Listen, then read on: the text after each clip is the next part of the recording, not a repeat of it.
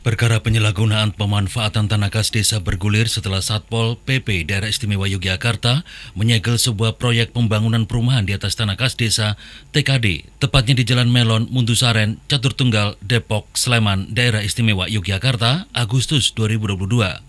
Kurun waktu September hingga November 2022, Gubernur Daerah Istimewa Yogyakarta Hamengkubuwono X sempat mengirimkan somasi penghentian aktivitas pembangunan kepada pengembang PT Destama Putri Sentosa hingga lebih dari 1 kali. Namun pengembang tidak menggubris dan tetap melanjutkan pembangunan permukiman. Pemerintah Daerah Istimewa Yogyakarta selanjutnya mengeluarkan Surat Gubernur Daerah Istimewa Yogyakarta nomor 700/1277 terkait dengan laporan hasil pemeriksaan pemanfaatan tanah kas desa di Kalurahan Catur Tunggal, Kapanewon, Depok, Sleman yang dilakukan PT Destama Putri Sentosa. Surat itu pun ditindaklanjuti Kejaksaan Tinggi Daerah Istimewa Yogyakarta dengan melakukan penyelidikan dan menaikkan status ke penyidikan sehingga dilakukan penangkapan terhadap Direktur PT DPS berinisial RS pada tanggal 14 April 2023. Dalam LHP itu, Pemda Daerah Istimewa Yogyakarta mengalami kerugian 2,4 miliar rupiah karena tersangka RS melakukan penguasaan terhadap tanah kas desa seluas 16.000 meter persegi tanpa mendapatkan izin pembangunan permukiman meski belum semuanya dibangun rumah namun sudah dipagari.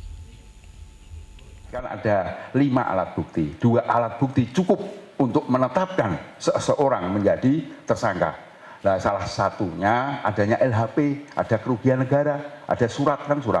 Yang kedua kan keterangan dari saksi-saksi. Kalau masalah nanti tersangka baru, nah kalau memungkinkan ada keterlibatan pihak-pihak lain, ya mesti ada pengembangan tersangka baru, tidak menutup kemungkinan.